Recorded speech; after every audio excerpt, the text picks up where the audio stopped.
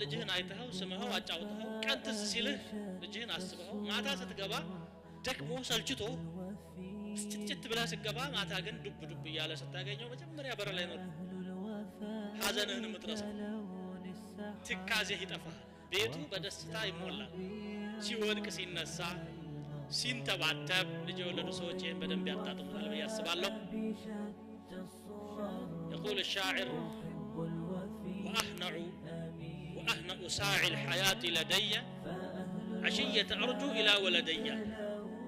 بهيوت ጊዜያቶች ውስጥ እጅግ በጣም የሚያስደስተኝ ጊዜ ቢኖር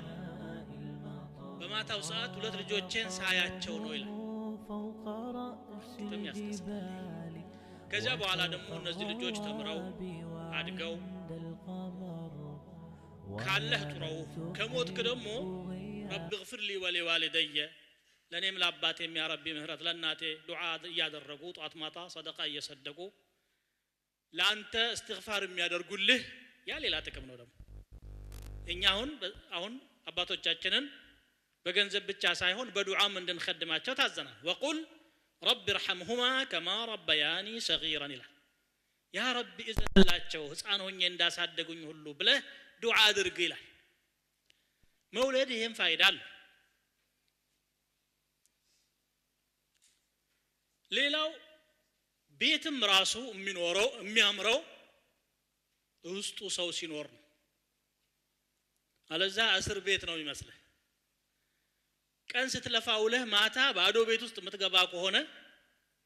ቤቱ ሳይዘገጃጅ ጧት እንደበታተንከው የሚጠብቅህ ከሆነ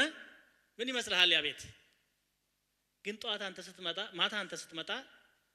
ባለቤትህ በጣም ቀያይራው አሳምራው ተውቦ ሲጠብቅህ የሚሰማህ ደግሞ ሌላ ደስታ አለ አብራችሁ የምታፈሩት ንብረት መደርጀት ሌላው እንደ ተጠበቀ ሆኖ ማለት